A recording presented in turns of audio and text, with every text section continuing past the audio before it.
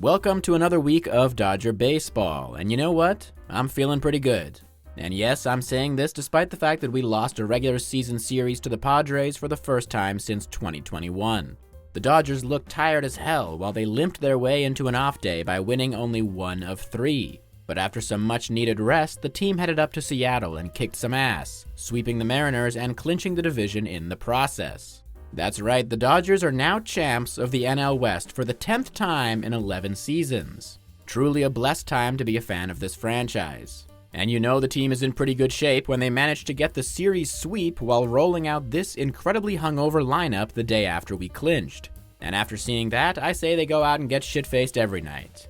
Looking at our pitching this week, you can see strong performances and weak ones. Gavin Stone looked awful against the Padres, giving up 7 runs in 5 1/3 innings. But Lance Lynn delivered after the haters doubted him, giving us 7 innings, 110 pitches, and only 2 runs. Very impressive and reassuring stuff from him. But the Ryan Pepio Cy Young run came to an end when he gave up 4 runs the next day. Still not exactly an awful performance, but the offense was way too tired for it to matter.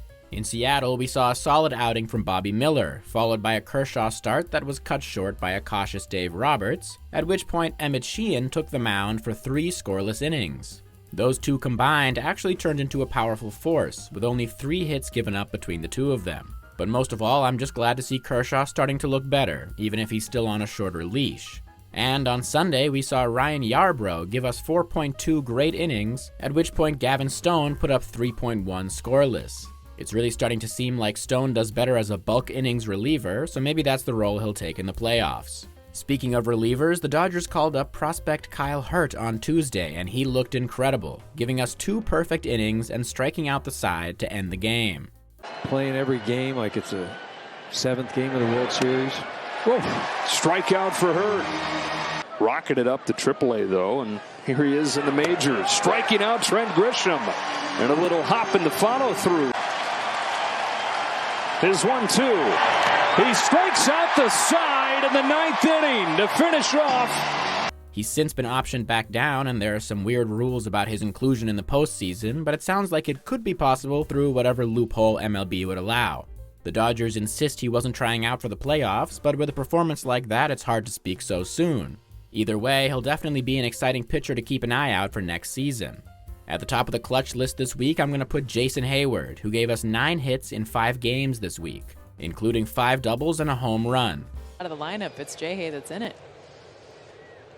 The 3-2, fly ball right field, at the wall, it is gone!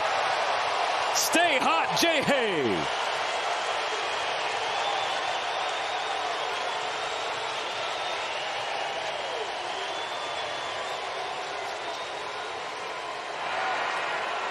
He's now sitting at an incredible 865 OPS on the season, literally giving us career numbers at age 34. What an incredible piece to the team he's been for someone who was once only a spring training invite. And I'll put Jason's best friend Freddie Freeman right next to him for his 6 hits in 5 games. Then I'm going to include Max Muncy, who gave us 4 hits in 4 games, but one of them was a home run and one of them was his first triple of the season and only the 8th of his career. High drive, deep right field. He'll take a home run over a walk any day of the week. A long home run for Max Muncy. Ties his career high 35. And the Dodgers are back in front. Obliging the message ahead of the 1-2 from Kirby. Ripped through the right side. Down toward the corner. Will Smith at third, being waved around. He will score! Muncy's at third! The lead is 2! I'll also include Dave Roberts, as he continues to manage the pitching noticeably well while we deal with an absolutely cursed rotation. It should be noted, though, that there aren't a lot of people who went off this week. Even when we were in Seattle, it was just pretty consistent hitting from everyone instead of a couple people carrying the team. And I guess that's really exactly what you want from a roster, so I can't complain. And thankfully, the list of concern is similarly light. I'll have to put Gavin Stone on there, even though his performance as a bulk reliever on Sunday was impressive and gave me a lot of hope for his future. But if we have him start a game in the postseason, then Roberts has lost his mind. I'm also going to put David Peralta on there, as he's only given us 5 hits in September. Although to his credit, he's not starting a ton of games, so it's not the highest level of concern. I still trust him a lot in pinch-hitting situations, but I think it would be nice to get him going a little bit before the playoffs. Colton Wong remains on the list of concern, although he did give us another home run this week. Sadly, both of his home runs with the Dodgers have come in blowout losses, so it's not giving me much faith about his clutch factor. He's batting .235 in 17 plate appearances with the Dodgers, so I can see why they're giving him a shot for this month. I'm just not sold on him quite yet. Now the boys come home to face the Tigers and then the Giants.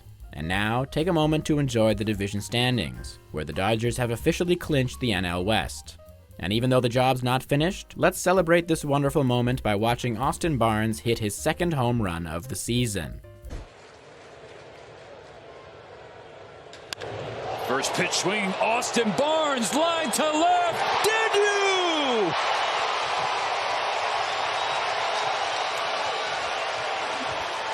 Let's go! His second home run of the year. Scores 2 more. Nothing quite like those Barnes bombs. See you next week.